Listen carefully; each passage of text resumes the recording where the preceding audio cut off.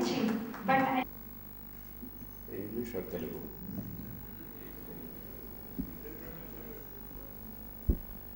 I'm tempted to speak in English, but I'll use a bit of Telugu because the local media present, I think they're entitled to get something out of this. I'm truly delighted to be with all of you today because this is not a perfunctory function. Often in this country, many public functions are routine, perfunctory, nobody seriously bothers about them. They're there more out of obligation than deep love and passion. But this is an exception. You're all men and women of exceptional talent, great commitment and passion, and exceptional accomplishment in the service of this country, perhaps in mankind. I salute you on this wonderful occasion. I congratulate the two great scientists who richly deserve the honor that they were given today. Thank you both, Dr. Sai Kumar and Dr. Shobharani. And I am somewhat disadvantaged when I see the quality of people around here, not only the Director General, Professor Dar, and Dr. M.V. Rao, but people like Dr. Appa Rao, Dr. S. Shastri, and many other eminent people. I have been therefore very careful in saying something sensible because long ago, some 2,500 years ago, a disciple of Socrates had a problem. One day he stood up and said, "Master, for 20 years I listened to you and to my colleagues discussing a variety of subjects, but I never once opened my mouth. Was it right or was it wrong?" The great philosopher that he was, Socrates, said, "If you are a wise man, then you were a fool. If you are a fool, then you were a wise man." What he meant obviously was that if the disciple had something of value to others, he was a fool in him, concealed his wisdom. But if he was a fool anyway, he was a wise man in him, concealed his ignorance. Now, I'll try and conceal my ignorance and take a cue from the Director General Prasad and touch upon a few issues of great concern in today's India in terms of agriculture. Because I have been a keen student of agriculture and agricultural economy in the farm sector. While I enjoy some of the great tidings in this sector over the past 6 decades, I'm also deeply troubled by the many wrong things that seem to be happening, often by design. First, the success. Dr. M.V. Rao made an extremely vital point. I'm sure it did not escape the attention of all the senior people, but the young students here must recognize what has been accomplished. The food grain buffer stock in the government of India today alone, the FCI alone, is greater than the total food production in 1947. It's an extraordinary statement. But today we have more than 70 million tons of food grains rotting in the silos or in open without any proper protection or storage capacity. And that's much more than what we produced at the time of independence. It's a remarkable tribute. Somebody said quite rightly that Dr. Norman Borlaug and his colleagues probably saved 2 billion people in just 1 century, the 20th century. In other words, the community of agricultural scientists can be regarded easily as the greatest benefactor in human history to all humanity. 2 billion people saved in 2 generations because of the exceptional work of these intrepid scientists. Intrepid because some of them actually braved the law. When Borlaug smuggled some seeds to India, I'm sure he was actually violating the law. He could have been jailed. But many people took a lot of risks. They were actually doing things very unconventional. They could have been hung, if not on the scaffold, at least by the colleagues. It is these wonderful efforts that made such spectacular achievement possible.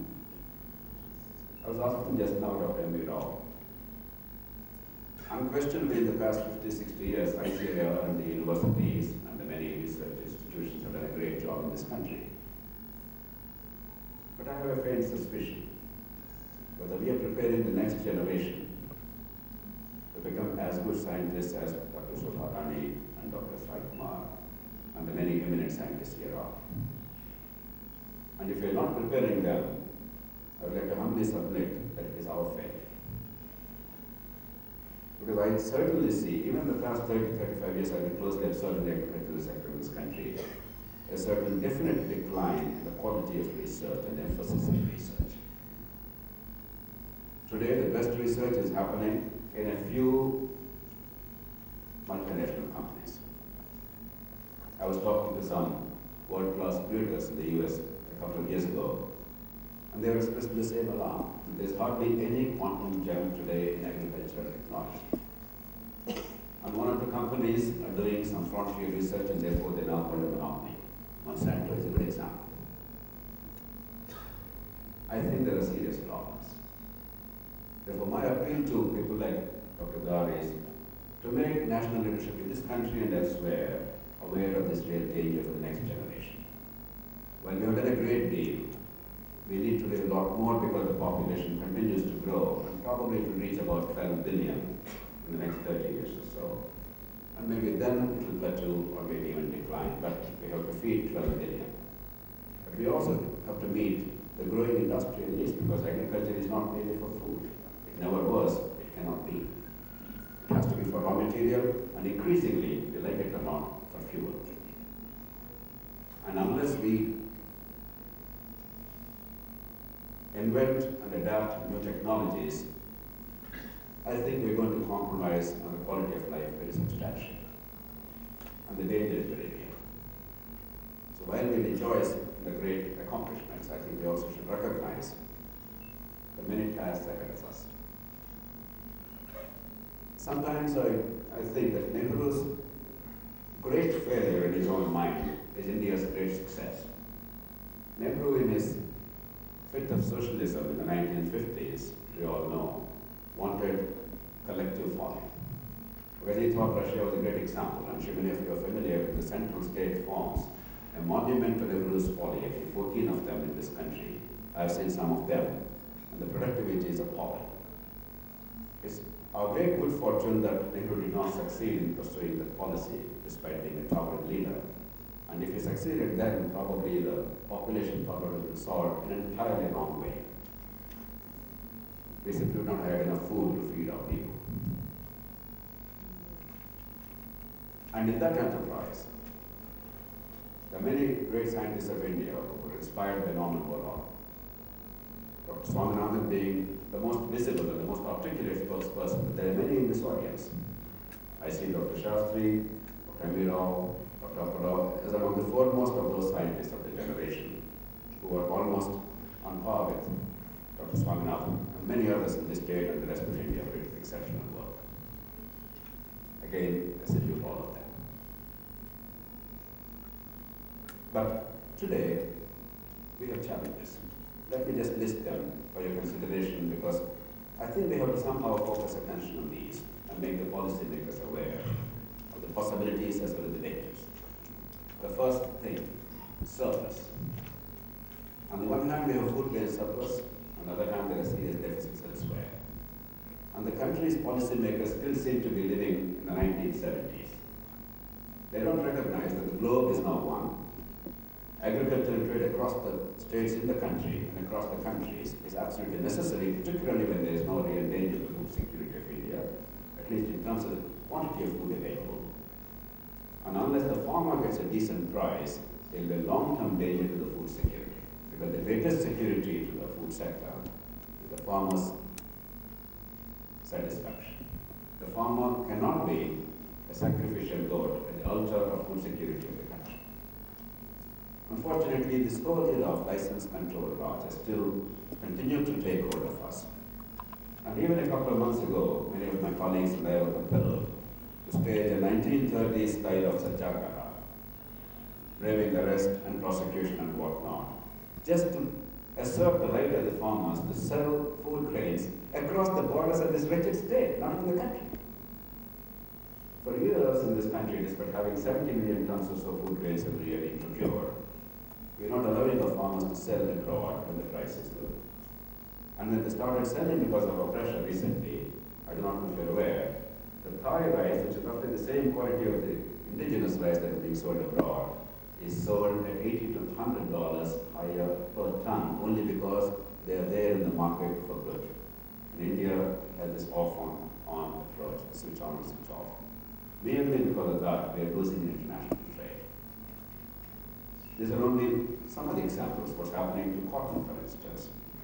I wrote a very nasty letter to the Prime Minister, a man whom I like, whom I happen to know, I'm privileged to know him.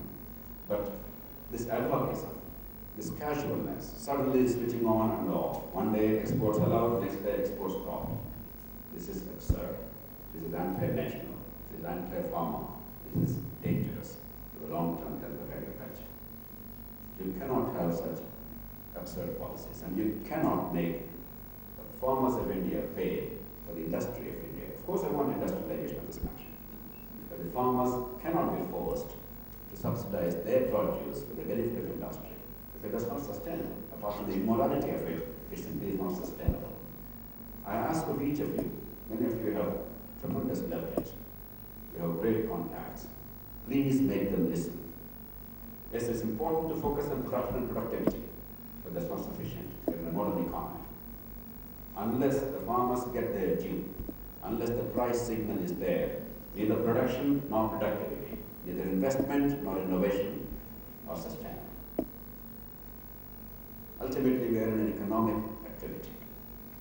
This is not national service, however much we pretend it is. People who produce have to first fill their hungry bellies, take care of their families, and must feel good about what they do. Otherwise, all the good work that we do will actually undermine. I suspect the reason why agricultural research is no longer attracting some of the finest talent in the country is because agriculture is no longer an economically viable option in this country. Many of you have joined agricultural research because you came from rural roots. Agriculture was still important. It still gave dignity. It still gave prestige. Apart from the romance of it, there's also an economic opportunity. But today, the young people who join agricultural colleges do not see economic opportunity. At best, their dream is to join my friend from Ridgefield Seeds, Prabhakar, or some other company so that they can make good money. They really don't think in terms of tilling and actually producing and enhancing productivity. We don't have to go far to understand the crisis in agriculture in this country. Yes, agriculture cannot feed everybody in this country. That's self-evident. Yes, more and more people have to shift to other pastures. But nevertheless, unless agriculture actually pays, it's reasonably remunerative. Unless the desolation, the pain, and the hunger, and the poverty, and the frustration, and the humiliation that the farmers feel is addressed, we will have extremely serious crisis on agriculture.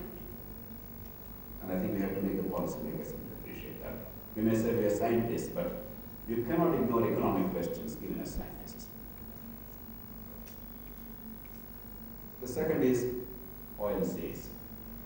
Now, I'm not being a bit of a nationalist, Professor Doug, but for a country of India's size, probably accounting for 11% of the world's agricultural land, or 10%, you take your pick. Importing roughly 50% of the oil seeds in the world, being the largest importer, I feel deeply insulted. But I'm more insulted by the fact that there is not an attempt made to boost oil seeds production in the country, economically speaking. Any sensible country tries to impose a small import duty and then put that money to oil seeds production in the country so that the farmers are encouraged to produce more. Within 4 or 5 years, I'm sure the 8 or 9 million tons of oil that we're importing will be easily produced by Indian